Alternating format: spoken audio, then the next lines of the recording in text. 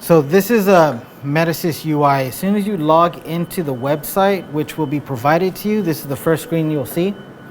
Using your username, which is LBAP, and your password, you'll be able to log into our new Metasys UI. And this is what you'll see in the beginning. This is your home screen for Metasys UI. If there are multiple buildings, multiple areas, this is where you want to start first to find out which building you want to go to. Today we'll be looking at CBIS and the ticketing building. So we'll start with CBIS first. And you could find all the different areas and buildings here on the left. By clicking area CBIS, you'll see the different rooms that we have here in the different areas. You'll notice you have the different areas with the T-stats and the zone temperatures right underneath it. So it'll tell you the zone temperature, the actual temperature underneath it, and then you'll see the device. So if we click on the device, you'll actually see what the device is doing. This is just a basic idea of what the building's doing and the temperatures of the building. But if you wanted to look at a unit directly, you would just click on it. And these are all the points that are being mapped in from the Daikin system at CBIS. It's all been broken down to the individual rooms and the different units. There's a difference between CBIS and ticketing. In ticketing, it all comes in as different devices. So you have fan coil 1, 2, 3, 4, 5, 6, however many there are. Whereas in CBIS, it all comes in, this is a Daikin unit, and here's all the points. So we had to break them all down. If you try to look at it through the old Metasys and try to find all the points, it's a little bit more difficult because it just says unit 1 and then temperature. It's not organized at all. But here at least you can see it in an easier format. With these units, they're already on a schedule, which we can readjust through Metasys here. Some of them are 24/7, some of them are on a different schedule, a 10 to 8 schedule for construction. The 24/7 schedule is only for the IT room. That room has to stay on all the time. The rest are based off of, occupancy. So if you wanted to go into a device, let's say we want to look at fan coil 1-4, we'll just click it through the building dashboard or through that area dashboard, and you can see all the different points here. In the beginning, it'll say alias because we make one graphic and then we feed each one points based on what it's looking at. So if you see it say alias, it's not broken, you just have to wait. Now to go back to CBIS, you can either click here where it says area CBIS, or you can click right here on the left. That'll bring you back to the main CBIS page. To go back to the main terminal page or the main airport page, you would just click at the top there or right here. And for CBIS, it's not that important, but in ticketing it is because there are multiple areas. You have the ticketing main page, which will show you the supply fans and the exhaust fans. And like I said, when I set up your server or update your server, you'll actually see what these are, little fans. And if you look on the side, they're green when they're working and they are red when it's off. Now with the ticketing area, there's 3 separate areas. You have the actual ticketing where the passengers book their tickets and bring their baggage. The ATO area, which is the offices, and the roof. By clicking each one of these on the left, you'll be able to get to see what you're looking for specifically. And again, if you wanted to look at a specific unit, you would just click it directly and it'll open it up and give you all the points. To go back, you can either click the ticketing building here or here to go to that last page you were on. And there's also the ATO area, which is the offices that we're in now. When there are alarms for, let's say, a specific area or building, you'll notice it here on the front page. There is one alarm in CBIS. You'll notice here that there's a red, and then these are white, but it would be red, white, and black. Red would be your alarms. The middle one would be yellow, which are your warnings, and this one would be offlines. You don't have that for the ticketing building, but we have it for CBIS. This is just your main graphic page. Page 2 will show us what issues we have. Page 3 would be a schedule. So let's take it back. When you first go to the CBIS building, for example, you'll see your floor plan with all your zone temperatures, and you can click on each of the fan coils based on what you want to look at. But if you want to see it as a whole, right here at the top right, you have different pages. Page 1 shows you the graphic. Page 2 shows you equipment serving space. And here there's only 2 devices that we are controlling, so you only see 2 devices there. And also potential problem areas, so any kind of alarms would show up on this page. Ticketing is different because it's a bigger, it has 3 different areas, so it would be on its own ticketing page here. We don't have anything on the roof yet, so that's why there's nothing coming through. But yeah, well, this is connected to a different part of it. It's not connected to the roof. It's connected to the ATO or the ticketing, depending on wherever those exhaust fans are. We're doing it based off of where it serves and not where it's located.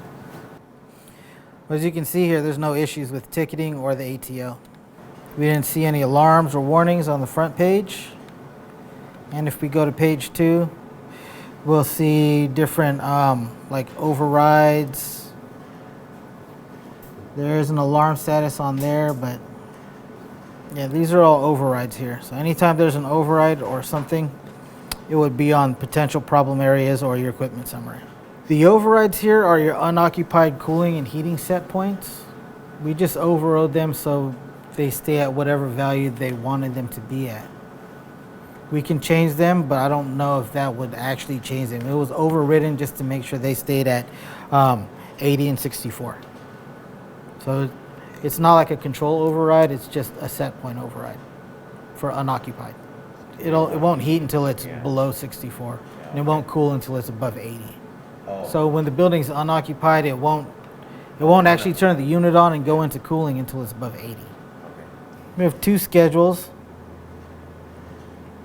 There's a 24/7 schedule, and then there is a unoccupied and turns on at 8 and turns off at 5. Fan coils 10, 11, 12, 14, 15, 17, and 18 are scheduled to come on from 8 to 5. If that needs to change, we can change it. When you look at the schedule on page 3, you'll see 2 different schedules. One is 24/7, so it's occupied all the time. And then we have another schedule, and it says for fan coils 10 through 18. This will be fan coils 10 through 18. We'll just open it up, hit the settings button right there on the right, and adjust the weekly schedule. To adjust the schedule, as soon as you open it, there's a settings button here. Just press that, and then you can adjust or delete the schedule. Right now, we're just going to adjust them. Then you'll get this adjust weekly schedule pop-up. There's little edit buttons on the left next to the day. So if you click that button here, you're selecting Sunday. So we have 5 to 10 occupancy. And then you just hit next and save. You see that it's adjusting, then once it's done, it'll say successful. And you can also make changes to the fan coils through Metasys. So if you wanted to change the set points, for example, counters, or let's pick the ticketing building here. And I'm going to use fan coil 8 as an example because I don't think anybody's in there. So we're not going to bother anybody. Now if you look here, you have the occupied cooling and heating set points. And at the bottom, there's a differential. So whatever you change to the cooling set point, let's say if we change this from 76 to what we're going to do is an override, and we're going to put it to, let's say, 80. You'll see the number change to 80, and since there's a 4-degree differential, you'll see it go to 76 on the heating. Here's the schedule for fan coils 10 through 18. If you wanted to add an exception, you would just hit this button right here at the bottom, add exception. And then you could either do it for a single, one value for multiple days or daily, or depending on how you wanted to do it. If you wanted to just do it for one day or a bunch of days or weekly, something like that, you would just select this exception schedule. So we're just going to go with, like long running. Hit next. You pick your start date, when you want it to start, when you want it to end. Okay, got it. And then you could just pick whatever point you were looking Like for. adding another schedule to it. Yeah, it's basically a schedule within a schedule. Without the normal Yeah, schedule. right. Follows the It's normal just schedule. exception to the normal schedule. Got it. And since these schedules are already set up for occupancy, when you do an exception schedule, it'll also do the same for occupancy. Okay. To make any changes, you would just click on the value itself. So let's say you want to override fan coil 8, and right now it's occupied, but you want to turn it off. You would just click where it says OCC for occupied under the mode, left click it, and then we're going to go to command override. So it's the same as it was on SMP, the original Metasys. It's just a little different. It just looks different. So we're going to override it. We're going to, I think that's state 2 or state 1. You can also do a temporary occupancy, and it's overridden to unoccupied. What's that little orange? Orange means it's overridden. So something you'll notice here is that you can have it expire after a certain amount of time. So you can change how long you want it to be overridden. Oranges, if you see an orange on the side, that means it's overridden. That's why all the set points are orange. Yes, the unoccupied, the max. It's just so nobody's messing around with it through the stats. They're just given one value and that's it. It's basically locking out those set points. And that's pretty much it. It's almost identical to SMP, which is this version of Metasys. The only difference is here you would right click, whereas here if you wanted to adjust something you would left click it. And then you can make any kind of command you want to make. As long as if it's like a set point, you'll see adjust, override, release. If it's an actual value like a sensor, it'll show out of service or in service because it's an actual sensor giving us a value. It's all pretty easy to use. I mean, it's all graphical to make sure that anybody could see what's going on with different buildings or different floors at a glance. And then you would have to go more into the unit to figure out what any problems you have, if there are any.